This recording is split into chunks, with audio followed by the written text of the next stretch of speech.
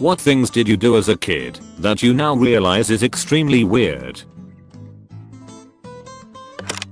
There were spiders and mice in my room which totally freaked me out, so every night, before I went to sleep I'd whisper a report of what the weather was outside to encourage them to go outside, rather than stay inside and bite me in my sleep. Found out that the air had germs in it, and tried not to breathe too much. When I was in 4th grade, so around 9 or 10, at a private school, we used pinto beans as counters during math. Well, one day someone realized if you put a bean in water, it would sprout, and it became incredibly fashionable to keep a couple living bean sprouts hidden in your desk at all times. This turned into a whole industry. Sneaking to the cabinet in the back and stealing the beans was risky, so people took on those roles. The beans were old, so getting them to actually sprout was valuable. Others would sneak the sprouts in and out of class to get sun. A boy's grandparents had bought him a science experiment kit that came with hundreds of these little plastic vials that stood up on their own. They were the perfect size for keeping a sprouted pinto bean, so he started trading them. Another two kids had water bottles with a straw that fit neatly into the vials and made it easy to water the sprouts. They turned it into a service. One pretty talented group of girls started making houses out of paper and cardboard for the sprouts to live in. This allowed bean families to become a thing. Another girl realized that the houses meant there was a market for bean sprout furniture. Kids starting pulling textbooks out of their desks and stashing them around the classroom to make space for larger and larger houses.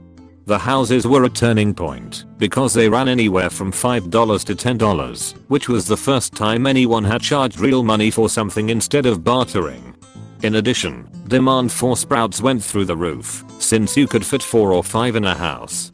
The kid who had been successfully sprouting the beans is under immense pressure to produce, and we've crossed a threshold, so people are willing to pay real money now. Into this high pressure situation walks my classmate Julia.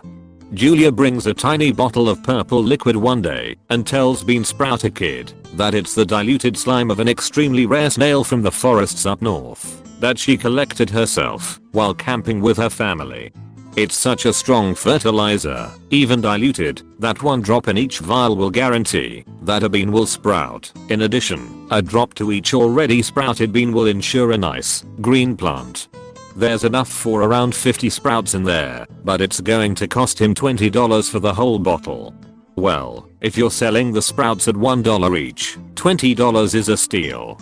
So the kid comes back the next day with the cash. Julia gives him the fertilizer, and he puts a drop in each vial just before we leave to go home. The next day, all his bean sprouts are dead, and he's pissed. Turns out the fertilizer was just Julia's mom's perfume, and it killed all the plants. Well, Bean Sprouter Kid is not the kind of person to take this laying down, so he goes to the teacher to tell her that he got conned. And the whole thing unravels. The teacher is upset that her students have been devoting hours of in-class time to beans. Parents are upset that money they thought was for snacks or field trips was for beans. The principal has to announce to the whole school that growing plants in your desk is now banned, which just confuses everyone else. And my class is angry at poor Bean Sprouting Kid for snitching and ruining everything. All their hard work is now in the trash. The bean sprout industry never recovered. I used to eat ants. I didn't even like the taste, and I kept doing it. I used to have science experiments in the bathroom sink. Meaning, I'd go to the bathroom and lock the door. Once in, I'd make sure the sink drain was shut and then proceed to add every cleaner / chemical / shampoo etc under the sink to the sink in hopes of a reaction. Never got one, but it also never stopped me from trying. In hindsight, I probably could have killed myself if I had mixed the wrong stuff. I obviously didn't. I used to eat tissues as a kid. My mum found out one day and yelled at me to stop, as any sane parent would do, so I started eating them in secret. Sneaking away with the tissue box to another room to eat a tissue or two. Until one day, when I was about 5 years old, I had to go to the hospital. I had no idea what was going on. All I knew was that I had trouble breathing through my nose. Before my operation I was in the hospital and I overheard one of the nurses say that they just needed to remove the excess tissue in my nose. Naturally I thought that the tissues I had eaten had started getting clogged up in my nose and I never ate a tissue again. I made the realization at 14 that it was muscle tissue in my nose and not the actual tissues I was eating. A few years ago, I was visiting my aunt and uncle, and they had some old film from the 80s of my extended family on a camping trip. There was a full playset there including a trampoline, and my mother was filming my cousins and I playing. I'm not sure why my aunt and uncle had the tape instead of my mother, but whatever. I was about 3 at the time, and my mother panned the camera away from my cousins playing on a swing set towards me on the trampoline. Except I was lying face down on the trampoline, full on thrusting my hips into it as hard as I could. Now, I don't specifically remember doing that, but I have a pretty good idea of how my little mind worked at the time. I'm certain that I was just trying to see if I could build up enough force to lift myself off the trampoline mat or flip myself over.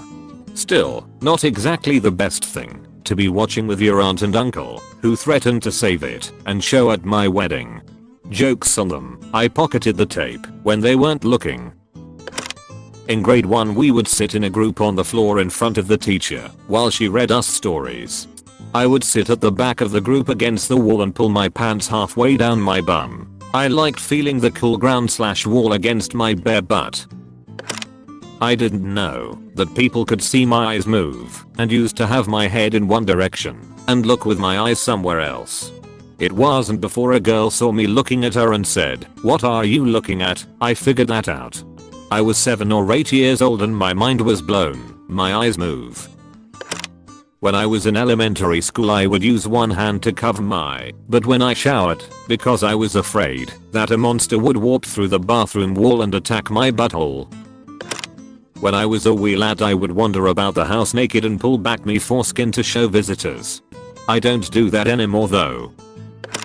I used to eat mechanical pencil lead. No idea how I got into that habit, but I think I enjoyed the crunchiness of it. Did it for a little while, but showed a classmate and she immediately went to the teacher who then called my mom who scolded me and told me to stop. Goodbye 0.7 millimeters, you will be missed. I would only sit on the toilet with the shower cap on my head, saying some gibberish all the time and thinking that it is probably meaningful in some languages. I felt smart as hell. For much of 2nd grade, for some reason, my parents let me pack my own lunch. I had 2 sandwiches of choice. One was what I called a triple butter sandwich, peanut butter, apple butter, and butter. A little strange, but okay. The other was a lettuce sandwich, white bread, mayo, and a few leaves of iceberg lettuce. I have no idea how they let me eat that for most of a full school year. When I was a kid, in the 80s, I had very strict teachers. Any form of back-talking, or, God forbid, swearing, would get you a quick slap and a fast march to the head teacher's office to explain yourself. My teacher once sat me down for a talk, as happened fairly often, which was basically her just berating me. In the middle of this she suddenly stopped and told me I needed to keep my eyes under control because I had this terrible nervous habit of twitching my eyes when she was talking to me. In actual fact, I was tracing out imaginary swear words with my eyes. Basically, drawing out things like piss off and shut up, tracing the letters with my eyes as if they were right in front of her face. I didn't realize she could see my eye movements. I mean, I don't know why. As an adult it's obvious that my eyes were darting all over the place and looking crazy, but child me thought that it was subtle enough that it was unnoticeable and that I was being super sneaky. As soon as I realized she could see it, I stopped, but looking back, probably the funniest part to me now is how much it must have unnerved her. And she never did know the reason for it. To her, I must have just been the weird kid with the crazy eyes. I used to like chewing sponges. Bath sponges. I'd get them wet, wring them out a bit, then put the whole thing or as much as possible in there and just chew. Pooped my pants, then picked the poop out of my underwear and hid it under the sofa so my parents wouldn't know. When I was around 5, I would basically act like a train and follow the lines on the playground whilst also using my hands as those little rail things on the wheels, coupling rods. I would also look directly up when it was cold and use my mouth as a chimney. Honestly, it must have looked like I was insane. When I was 4 or so, we lived in a flat in the USA that had this massive concrete structure behind it. I've no idea what it was, but at the bottom of it was at least a foot of dank water, trees, etc. I was convinced it was a swimming pool and begged my mum to let me swim in it. No, absolutely not, she said. It's full of snapping turtles, and they will snap off your fingers. I also wanted to eat all these berries that were on local bushes. No, absolutely not. Those are poisonous. They'll make you very sick and then dead. Clever me, I put the two ideas together and thus spent that summer throwing poison berries into the swamp structure in order to kill all the turtles. 4 years old, stuck on murder mode for 3 months. Thanks for watching. Don't forget to consider the idea to maybe think about potentially subscribing. Peace.